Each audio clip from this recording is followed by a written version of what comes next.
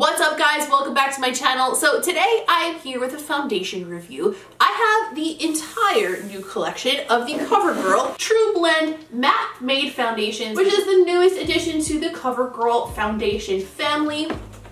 And as you can see from this enormous box, Covergirl was nice enough to send me the entire collection. And I thought this would be a great foundation to do a review on because, first of all, the formula that they're describing in their little pamphlet sounds bomb. Second of all, it's nice when something is a new hyped up release and it's from the drugstore because it's more affordable and accessible for people. And this is pretty unique as far as drugstore foundations are concerned because they actually released 40 shades with their first release of this. I can't name another drugstore brand that's released 40 shades of foundation off the top of my head, so I think that's pretty neat. This is what the range looks like. I have to stand up to show you because I can't even get it into frame. It's so heavy, and the reason it's so heavy is because these are actually in glass bottles. A lot of drugstore foundations are usually in plastic bottles, but these are either extremely hard plastic or real glass because they are super duper heavy. So I think the way I'm going to approach this is I am going to swatch all 40 of the shades for you on my arm. I feel like with a foundation, it's helpful to see a swatch next to the other shades in the range so you can compare what the undertones will look like and like how much lighter or how much darker a shade is from the one next to it. These are set up in a very, very easy system to navigate. So you basically have light, medium, tan, and deep. There's exactly the same number of shades in each section, and each section contains a variety of warm, neutral, and cool undertones. And some of the undertones are like more nuanced than that too. Like there are definitely ones that have more olive and more golden and more reds in there too. They definitely did a really good job of variety. Sometimes when you look at a foundation in the bottle, it's impossible to know what it looks like out of it. But obviously I can't try on all of the foundations because only one or two of them is even going to be a close match for me. So arm swatches it is, and that way we can compare them next to each other and see how they measure up and maybe give you guys a better idea of what your shade will be when you go to the store, because also drugstore things, you can't usually test them. There's not usually a tester available. So hopefully the swatches are handy.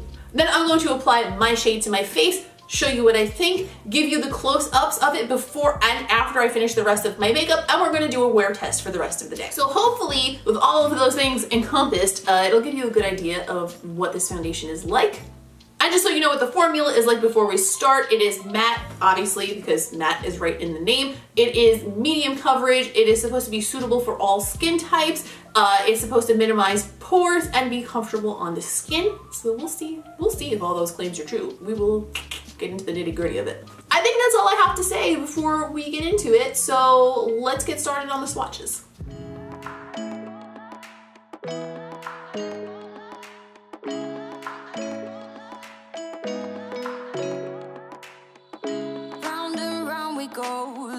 Self-control. I keep telling myself, but I don't wanna let you know. Is this what we become? Strangers on the run, looking for something, chasing the sun. All those days trying to find a place where you make them just be alone.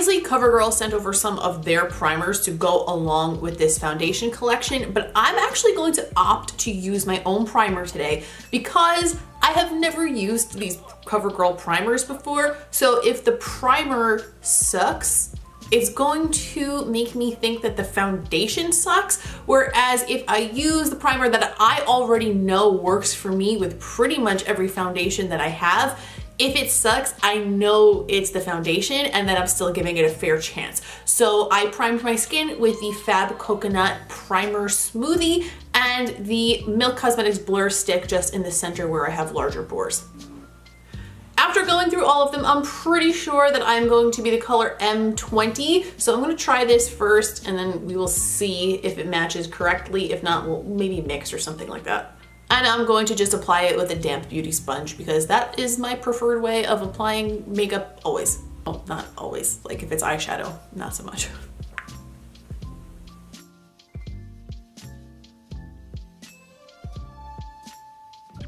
I think that's actually a pretty good color match.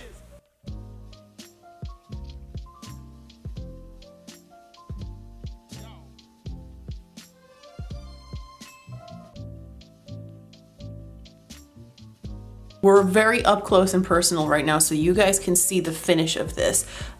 So far, it's matte, but it's not so matte that it looks dry and cakey and too much. Personally, I don't really usually like really super matte finishes on my skin, but this looks like it's right in that level where it's like matte enough that it's a matte foundation, but not so matte that I feel like it looks crusty. But it is sitting really nicely on my skin. I don't notice it really clinging to any dryness at all. I don't think it's emphasizing my pores, which is also nice. I will say that I think that this is on the low end of medium coverage. Like you could really still see my freckles through here, and I have like one or two little acne scars here and there that are pigmented. You can see those still. So it's definitely on the lighter end of medium coverage. I am going to go ahead and apply the rest of my makeup for the day as normal. But I am not going to use a setting spray, and I am only going to use a setting powder under my eyes where I apply concealer. I'm not going to set it. I want to see how it wears by itself without any powder. So we're gonna just leave it completely by its lonesome. It is 1:49 p.m. right now, which brings us to a time of 1:49 a.m. for a check-in on this. We may not make it that long, but it does have a 12-hour claim as far as the wear time. So I'm gonna try my best, but usually I never leave my makeup on for 12 hours. So we'll keep it on for as long as possible, but I might go to sleep before that. I'm an old lady, I can't stay up that late. Okay, so I just finished the rest of my makeup and I just wanted to show you guys a close-up of how everything looks right now. I'm super happy actually with the way this foundation is sitting on my skin. I think it looks really nice. I do feel like all of my other makeup applied really nicely over it. So like my contour, my blush, my highlight, all of that blended really, really easy over it, almost like it had a powder finish. So I did enjoy that. Now that this is on, I'm gonna continue going about my day. I'm gonna actually take the time from when I put the foundation on though, so that was like an hour ago, and we're gonna do some check-ins and see how it wears, because they do say it's gonna last for quite a while. And also it's really important to see how foundation sits on your skin throughout the day, because it can look really nice when you apply it, but if it doesn't wear nicely, you're just done. There's just no point. And get like super duper close for a second so you guys can see the texture of it on my skin.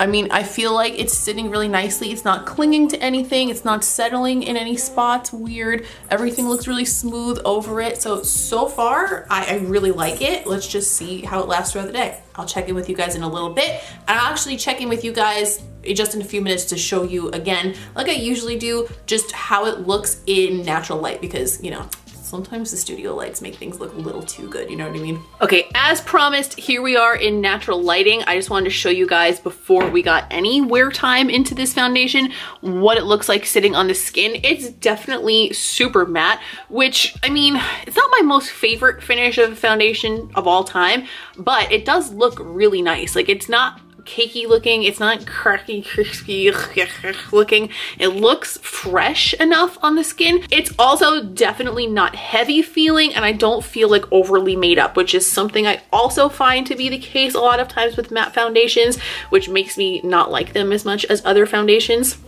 But so far, even in natural light, I think it looks pretty good. It's about 6:20 now, so less than 5 hours, but I wanted to do a check-in, like the first official real deal check-in before the sun went down so I can get some natural window light so you guys can see it, how it wore in natural lighting before we go upstairs and like do the rest of the check-ins in the studio lighting again. Okay, so got you guys real close, real tight in here. Obviously I have some glasses marks on my nose because I've been sitting and editing this video. It's like videoception. But everything else I think looks really great, honestly. It's not creasing, it's not coming off, it's not really settling weird anywhere. I'm not getting any flakiness or dryness, and it doesn't look oily. And they also really are not fucking around when they say that it's light on the skin and comfortable to wear and transfer proof. Like honestly, like I could touch my face and nothing comes off. I could talk on the phone and nothing comes off, and it feels light on my skin. Like it feels like there's almost nothing on my face right now except for the lashes, because I can definitely feel the shit out of those. But honestly, so far I'm really liking this foundation. Usually I don't reach for drugstore foundations at all because I find them to be too heavy all the time. And I also find that the shades are really hard to find something that matches my undertone properly. And that's not an issue here. So far I'm really impressed. But one thing that I wanted to mention that I forgot while we were doing the swatches in the intro, while I was swatching all 40 of the shades, 2 of the bottles, the pump was broken. So I had to open them up and take the foundation out on my finger from like the little pump thing. They have like a regular, typical foundation pump at the top, and I just was pumping forever and nothing was coming out. But 2 out of 40, I mean, that's not a lot of them, but like, if that's how many come to the store that way, that's a little, yeah. So we're doing well for now. I'll see you guys in a few hours. All right, you guys, it's 11:47 p.m., which means that I did not make it to the 12-hour mark, but that's okay because let me tell you right now, this did not hold up for 12 hours. Most of the makeup is pretty much gone on my nose and my forehead, most of it on my chin, and to be honest, it looks pretty oily and definitely not matte anymore at all. Just zooming this in a little bit closer so you can see what I'm talking about, like anywhere that I was only wearing the foundation and not any concealer or other powder products has completely broken up or is like pretty much completely gone.